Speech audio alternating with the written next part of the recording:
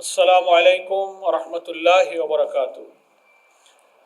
আলহামদুলিল্লাহি রাব্বিল আলামিন, আসসালাতু ওয়াসসালামু আলা সাইয়্যিদিল মুরসালিন ওয়া আলা আলিহি ওয়া সাহবিহি আজমাইন।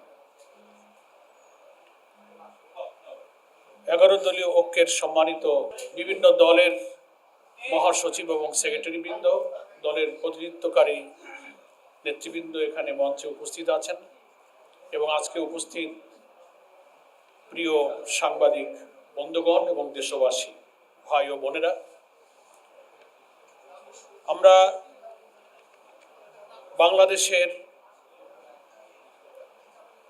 সদ্য সমাপ্ত ত্রয়োদশ জাতীয় সংসদ নির্বাচনোত্তর জাতীয় সংসদ এবং চলমান রাজনীতির গতিধারার দিকে লক্ষ্য রাখলে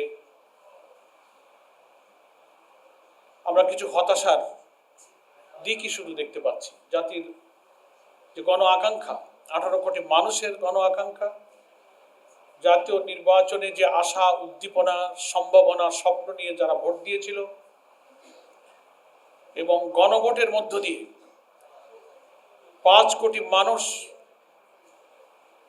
বিদ্যমান রাষ্ট্র ব্যবস্থা সংস্কারের মধ্য দিয়ে একটি নতুন রাষ্ট্র কাঠামোর মাধ্যমে দেশকে দলীয়করণ, দুর্নীতি, সন্ত্রাস, কর্তৃত্ববাদী শাসন, চাঁদাবাজি এবং একক ব্যক্তির হাতের কর্তৃত্বের শাসন থেকে মুক্ত করে ক্ষমতার ভারসাম্য তৈরি করে দেশের উন্নয়ন এবং অগ্রগতির যে স্বপ্ন দেখেছিল, সে স্বপ্ন আজও পূরণ হয়নি। সেই হতাশা দূর করে জুলাই জাতীয় সনদে যে জাতীয় ঐক্যের পরিবেশ তৈরি হয়েছিল, তার ভিত্তিতে গণভোটের যে জাতীয় এবং গণরায় আমরা দেখতে পাচ্ছি বেদনার সাথে, সেই গণরায় কিন্তু এখন ক্ষমতায় অধিষ্ঠিত বর্তমান সরকার বাস্তবায়ন করছে না, বরং তার থেকে সোজা একেবারে ইউটার্ন করে নানান অজুহাত তুলে ভিন্ন ব্যাখ্যা দিচ্ছেন। জাতির এই আশাভঙ্গ, দেশবাসীর স্বপ্ন পূরণ না হওয়া, জাতীয় সংসদে বিরোধী দলের কণ্ঠ রোধ করে গুরুত্বপূর্ণ ইস্যুগুলোতে বক্তব্য দেওয়া, আমাদের 133টি অধ্যাদেশ তার প্রতি কি পরিমাণ অবিচার করা হয়েছে, জাতীয় গুরুত্বপূর্ণ ইস্যুগুলো, গণভোটের রায় বাস্তবায়ন, জুলাই সনদের পুরোপুরি বাস্তবায়নের ইস্যুগুলোকে কিভাবে উপেক্ষা করা হচ্ছে, দেশবাসী তা কিন্তু লক্ষ্য করছে। সে কারণে 11 দলের ঐক্যের শীর্ষ নেতৃবৃন্দ কয়েক দফা বৈঠক করেছেন এবং আপনারা জানলেন যে আজকে সকাল 11টা থেকে 11 দলের শীর্ষ নেতৃবৃন্দ গুরুত্বপূর্ণ বৈঠকে মিলিত হয়েছিলেন এবং সেখানে চলমান আন্দোলনের ভবিষ্যৎ কর্মসূচি ঘোষণার জন্য আজকের এই সংবাদ সম্মেলনের আহ্বান করা হয়েছে। ইতিপূর্বে কয়েক দফা কর্মসূচি ঘোষিত হয়েছে এবং সেটা আমরা সারা দেশে, রাজধানী থেকে সব জায়গাতে সফলভাবে সুসম্পন্ন করতে পেরেছি, আলহামদুলিল্লাহ। আমরা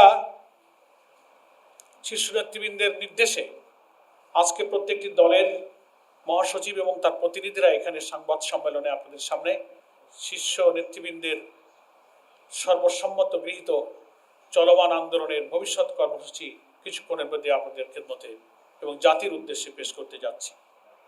সাংবাদিক বন্ধুগণ, আমরা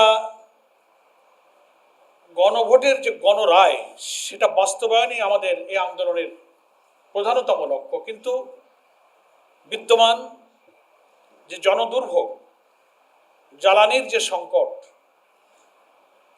হাস্যকরভাবে জ্বালানি মন্ত্রী এবং অন্যান্য মন্ত্রীরা পার্লামেন্টে দাঁড়িয়ে বলেন দেশে কোনো জ্বালানি সংকট নেই, অথচ উনি যখন কথা বলছেন তখন পার্লামেন্টে লম্বা লম্বা গাড়ির লাইন, পার্লামেন্ট নয়, পেট্রোল পাম্পগুলোতে তেলের জন্য গাড়ির লাইন, শহরে গাড়ি চলাচল কমে আসছে, গুরুত্বপূর্ণ ব্যক্তিরা তেল পাচ্ছেন না। ইভেন পার্লামেন্টে জাতীয় সংসদ সদস্যরা দাঁড়িয়ে ক্ষোভ প্রকাশ করছেন যে ঘন্টার পর ঘন্টা আমিও নিজে তেল নিতে পারি নাই, অথচ সেই পার্লামেন্টে মন্ত্রীরা বলেন জ্বালানি সংকট নেই। সার সংকট এই জ্বালানি থেকে তৈরি হচ্ছে। কৃষি, আধুনিক যন্ত্রপাতি, এখন ফসল কাটা, ফসল তোলা, মাড়াই করা, প্রত্যেকটি জায়গায় আধুনিক যন্ত্রপাতি ব্যবহৃত হচ্ছে, যার জন্য জ্বালানির প্রয়োজন। সামনে বড় মৌসুম, সার সংকট, হাম পরিস্থিতি উদ্বেগজনক। প্রায় 1.5 লক্ষের মতো হামের রোগী সংকটপূর্ণ অবস্থায় বিভিন্ন হাসপাতালে। স্বাস্থ্য খাত একেবারেই ভেঙে পড়েছেন। পার্লামেন্টে স্বাস্থ্যমন্ত্রীর বিবৃতি, বক্তব্য আর হাসপাতালগুলোর চেহারা একেবারেই বিপরীত। আইন শৃঙ্খলা পরিস্থিতি চরম অবনতি, চাঁদাবাজি আবার চলছে, মারামারি দখলদারি আবার চলছে, খুন খারাপি চলছে। বিভিন্ন জায়গার কমিটি, নানান জায়গার সমিতি কমিটিতে সেই কর্তৃত্ববাদী শাসনের মতো এখন দখলবাজি শুরু হয়েছে।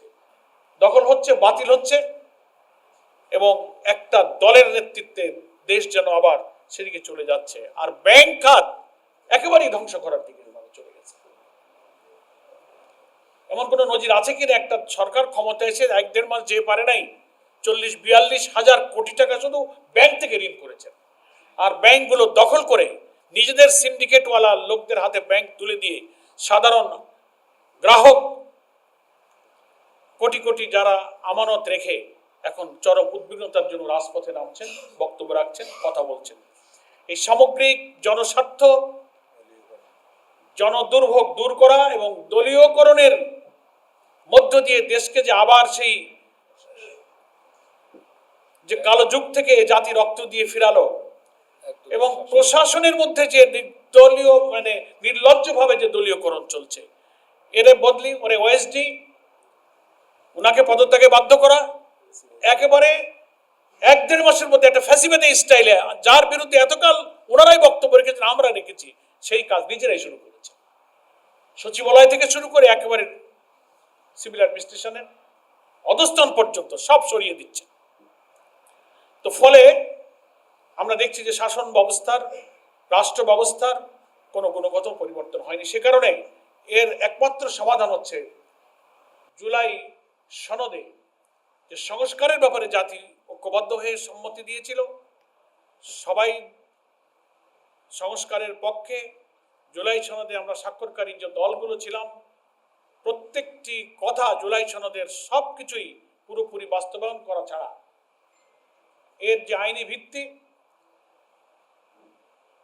আমাদের সংবিধান সংস্কার পরিষদের অধিবেশন আহ্বান এবং সেটাকে এই জুলাই সনদকে আইনে রূপান্তরিত করে সংবিধানের অংশ হিসেবে যুক্ত করা, এই ছাড়া আমাদের সামনে আর কোনো সমাধান নেই। সেই জন্য সমাজের সাংবাদিক বন্ধুগণ, সেই গণভোটের গণরায় বাস্তবায়নের জন্য আমরা চলমান আন্দোলনকে এগিয়ে নিয়ে যাওয়ার জন্য আমরা পরবর্তী দফার কর্মসূচি আজকে ঘোষণা করছি, যা কিছুক্ষণ পূর্বে আমাদের শ্রদ্ধেয় শীর্ষ নেতৃবৃন্দ এই কর্মসূচির ব্যাপারে একমত পোষণ করেছেন। আমাদের এই আন্দোলন ইনশাআল্লাহ চলবে। দফায় দফায় শীর্ষ নেতৃবৃন্দ পরিস্থিতির আলোকে এই গণভোটের গণরায় বাস্তবায়ন শীর্ষে, আর প্রত্যেকটি সময়ের চলমান জনদুর্ভোগ সম্পর্কে আন্দোলনও আমাদের ইস্যুতে থাকবে।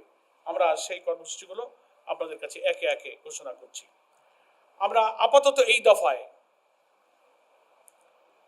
18ই এপ্রিল থেকে আগামী 2রা মে পর্যন্ত আমরা এই পরবর্তী দফার কর্মসূচি এক এক করে বলছি। 18ই এপ্রিল থেকে 2রা মে পর্যন্ত যে কর্মসূচি আমরা আজকে শীর্ষ নেতৃবৃন্দের সিদ্ধান্তে পেয়েছি, সেটাই আমরা বলছি। প্রথম, 18ই এপ্রিল শনিবার 11 দলের উদ্যোগে রাজধানী ঢাকায় গণমিছিল অনুষ্ঠিত হবে ইনশাআল্লাহ।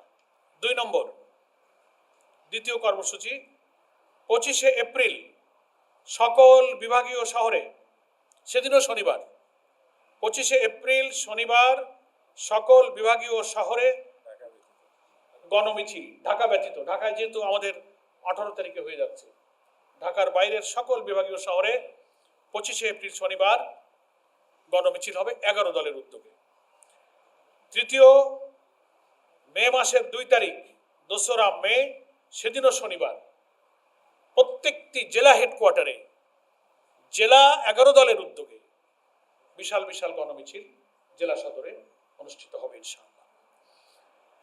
এবং 18 থেকে 2রা মে পর্যন্ত এই যে মাঝখানের দিনগুলোতে